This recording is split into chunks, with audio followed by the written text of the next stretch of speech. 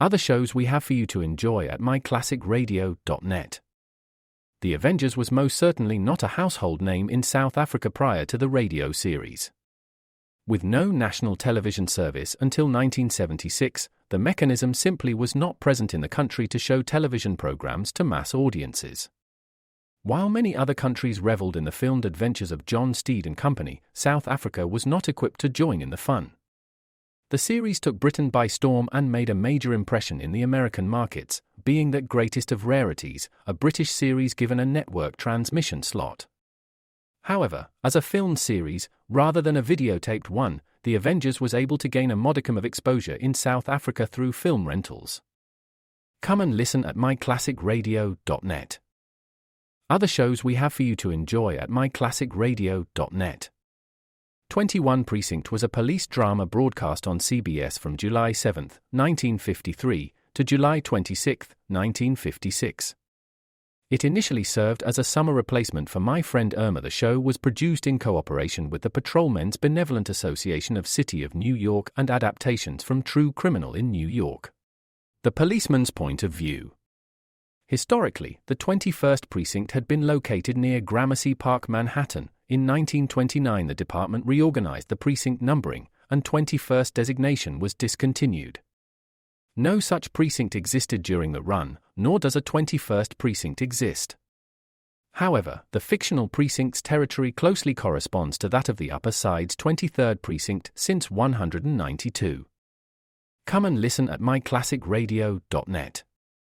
If you're a movie collector, you need Movies Anywhere. It pulls your favorite purchase movies from participating digital retailers into one central place, so you can finally say goodbye to scattered movie collections and hello to an organized library. With Movies Anywhere, you can watch your favorite movies on any compatible device, whenever and wherever you want. Ready to grow and enjoy your digital collection? Visit moviesanywhere.com/welcome and register for free. Registration with Movies Anywhere required. Open to U.S. residents 13 and over.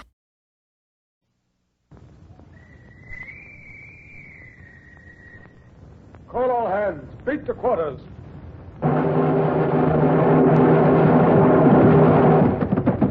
Run out the guns. Stand by the starboard battery. One broadside into it, if you please, Captain Bush. Pointers on target. Linstops ready. Aye, aye, sir. Ready. Fire!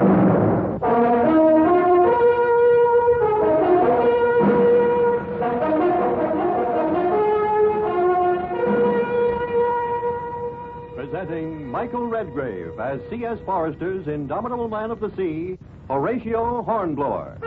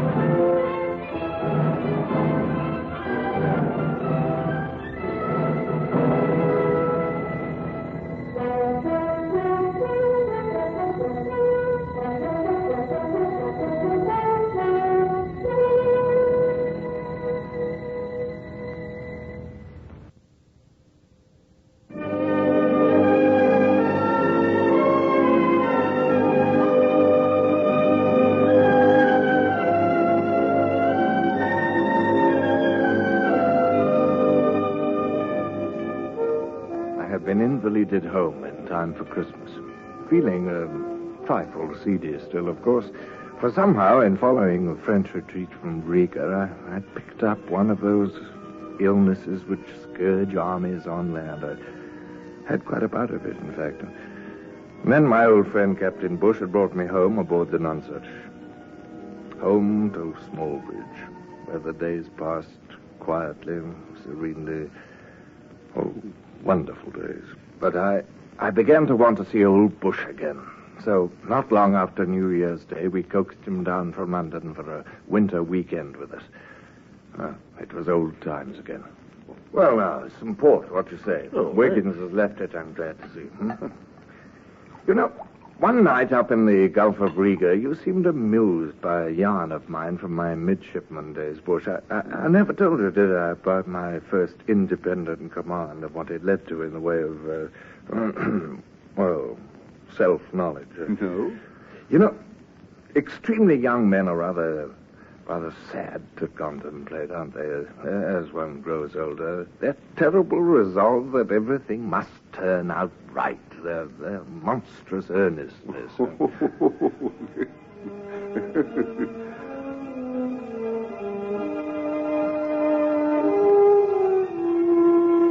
I hadn't been so long aboard the Indefatigable under Captain Pellew. I'd just come there as a gawky midshipman, you know, from the Justinian. And to have reached a frigate of the line had me quite dazzled just then. We were on patrol in the Bay of Biscay, and we'd fallen on a convoy of French merchant ships, most opportunely. The French men of war, which should have been escorting them to Brest, were otherwise engaged that day, for our own fleet had attacked them miles further out in the Atlantic. And as the unescorted merchantmen fled towards home, filled with the food revolutionary France needed so desperately, Captain Pellew set out to capture as many as he could, snatching the prizes one by one. That French is too slow to surrender, Lieutenant Mason. Give her a shot across her bows from the 9-pounders. Aye, aye, sir. Not into a hull, confound it, Mason. I didn't mean that, man. Only meant cripple her. Aye, aye, sir. That last one was dangerously near our waterline. Gun layers, change point of aim. Far into our rigging. Ready? Fire! Another one, sir? No, wait. Isn't our flag coming down? Why, yes, I do believe it is, sir. High time it did. That last shot had good elevation. Ruined the slings of that fore topsail yard.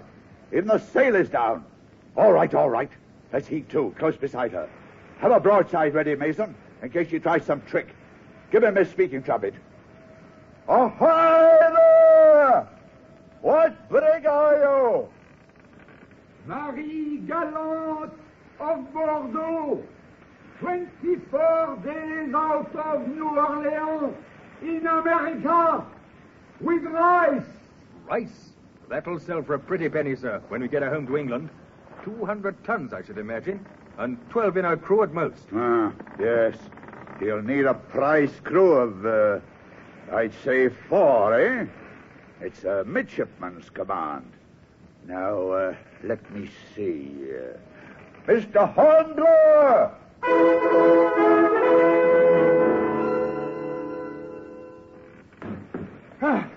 Yeah, wait. Don't want to go all the way overside, do you? Or are you trying to knock us all breathless, huh? I'm so sorry. Oh, never mind. I'm only joking. You're a featherweight. Why, it's young Hornblower. I thought the old man was sending down an officer. I suppose I was all that was left. Oh, Elsie, easiest to spare at this point, Mr. Ross. Pull for the French brig, men. Aye, aye, sir. Think you can manage all right, Mr. Hornblower? Aye, sir. That French crew's likely to be nasty. Oh, I feel sure, sir, that I can. Yes. Your first command, I suppose, eh? Well, yes. Still, it is a command in a way, isn't it? Even if it's such a short voyage, you know? I hope it will be a short voyage, Hornblower. You never know with a prize ship and prisoners. Watch that French crew. If you don't, they'll retake the ship and have you at a French jail before you know it. What English port are you heading for? Well, sir, I suppose whatever port's nearest. We both gazed up at the French brig as a cutter drew alongside. Struck by our fire, her fore topsail yard dangled precariously, and the jib halyard had slacked way off. The sail was flapping loudly in the wind. How many men will you want, Hornblower? Well, the captain told me to take 4 of your men, sir. They'd better be topmen, then. You'll have to get that jib in fast, or you will be in a bad condition. Aye, sir. Shall I pick 4 good men from you for my crew? I'd be very much obliged if you would, sir. You know them better than I do. All right. Matthews? Aye, sir. Carson? Aye, sir. Hunter? Aye, sir. Smith? Aye, sir. You're detailed to man this brig under command of Mr. Hornblower. Keep them away from drink and they'll be all right. Well, here you are then, Mr. Hornblower. Watch out when you spring up those main chains. Lots of white water in between the 2 vessels, you'll notice. Here, Matthews, give Mr. Hornblower a hand there. On his other side. Wait for it, sir. Get ready. Now, jump, sir.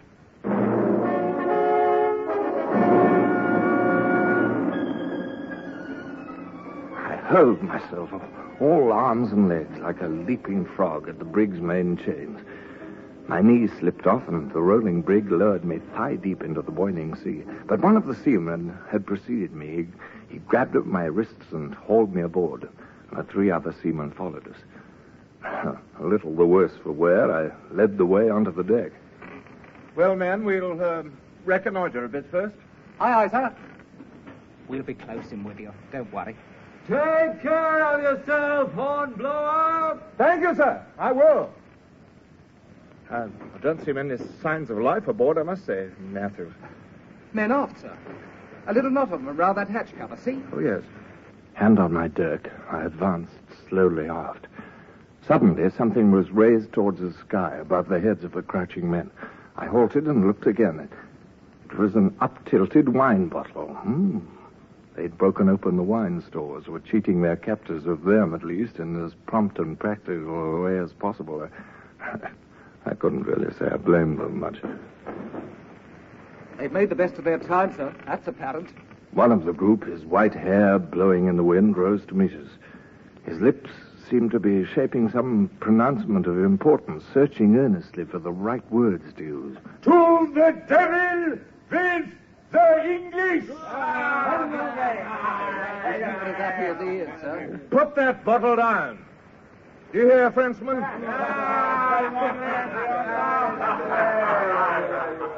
I didn't need to remember Ross's warning. If I didn't solve this situation instantly, my boarding party would be at the wine along with this French crew. And a frightening picture rose up in my mind. A disabled ship drifting about the Bay of Biscay, manned by a tipsy crew. A quick show of authority was called for. Put it down, do you hear me? You understand English? If not, at least you can see that I'm armed, and here's my pistol. Put that down! He's obeying you, sir. Good for you, sir. You take these men forward, Matthews, you and 2 others. Lock them up somewhere below. Aye, sir.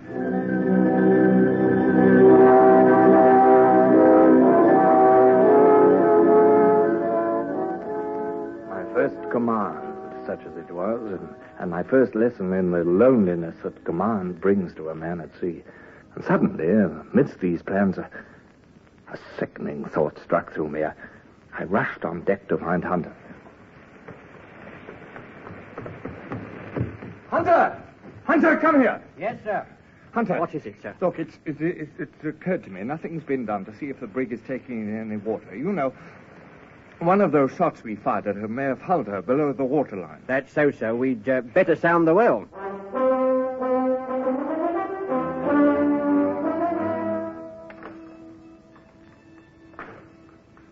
Not a drop of water on the rod. Dry as yesterday's pannikin.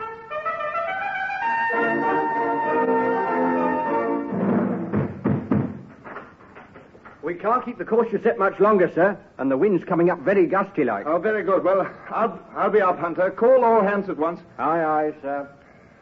I disguised my inner feelings as best I could, but it was soon apparent with the wind northerly we'd have to go about. All hands wear ship! With but 4 men to handle topsails and close haul the brig on the starboard tack, the task took all that was left of the night. By the time we'd brought her safely round, all hope of an easy 2 days' run had vanished. True, we were heading away from the dangerous shores of France, but we were also heading away from the friendly shores of England. That French captain's been yelping his head off, sir. Insists he's got to talk to you. Important. Release him, Hunter. Bring him up to me.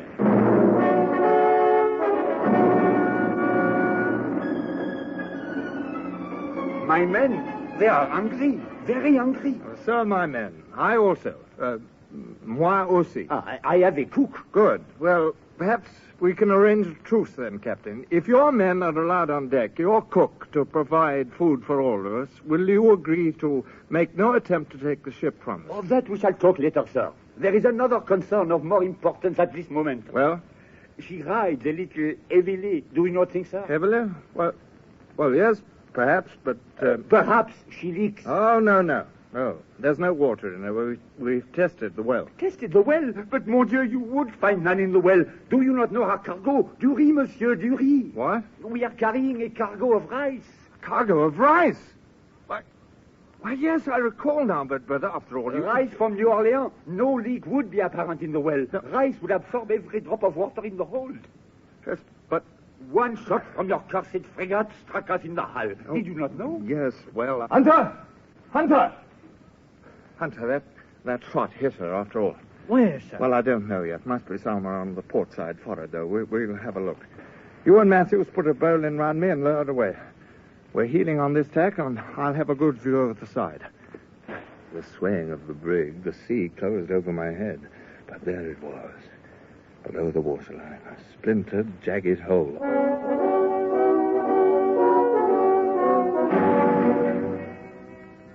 Mr. Hornblower!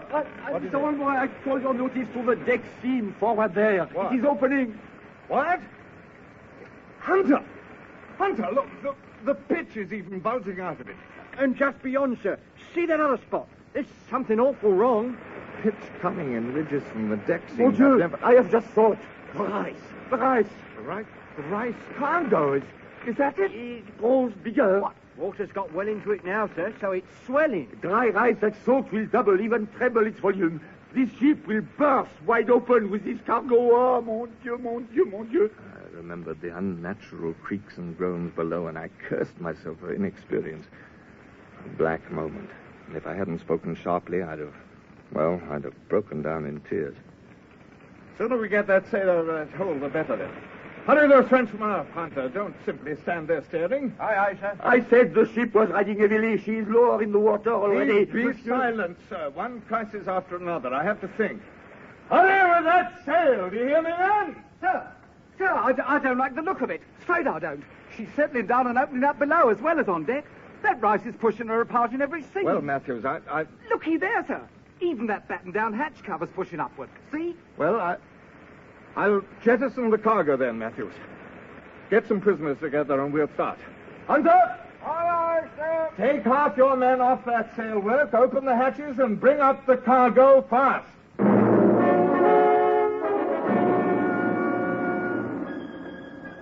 They all worked with a will, even the prisoners. And as they lifted off the hatch covers, brown forms shot out abruptly. Rice bags forced upwards by the pressure of others below. Bag by bag, the rice was hauled up from the hold and cast overboard. Sometimes the bags split, spewing rice in every direction. It was fantastic. And finally, the lower bags, wetter and more swollen, jammed the hatchway. Even the tackles won't sway them up now. Is that it, Hunter? Afraid so, sir. Oh. But we've relieved her quite a bit, I will say, sir. And the sail's ready. Good. Keep the rice party working to see if they can get rid of more cargo. Our lines row through the grommets of the sail. Oh, yes, sir. And a good 5 square feet of sail is followed. Put your other men to that, then. Work the sail under the hull and drag it after the hull. Aye, sir. Begging your pardon, sir, what are you doing? Well, I'm undressing. I want to see it properly in place. And this time I'll go over without any clothes on, Hunter. Get a bowline ready for me. Call those men.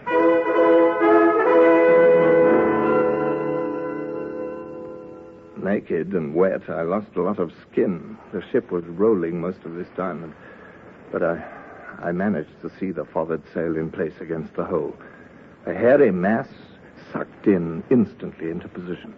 The hole seemed fairly plugged, and they hauled me up. Well, sir, they got a few more bags out of the hold while you was gone. Good. I'm Tom Matthews, can you? Hunter, hand me that shirt, will you? She's riding better now. You notice, don't you, sir? Yes, and the wind's improving. We'll lay her on our original course, Hunter. Northeast by north. Aye, sir.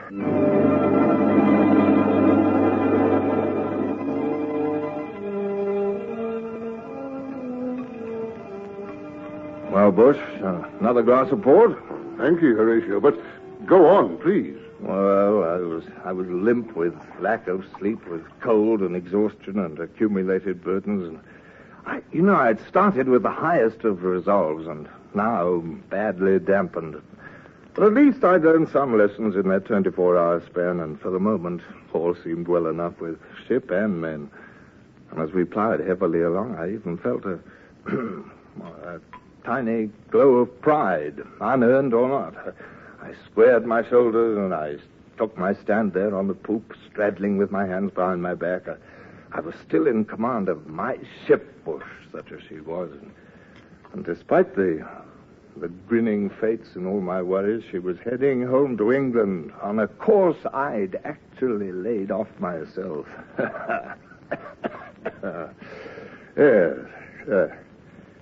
Yes, very young and earnest men. They are a bit sad, you know. Huh? Yes, indeed. Well, Bush, finished report? Yes. Well, mustn't keep my lady wife waiting, must we?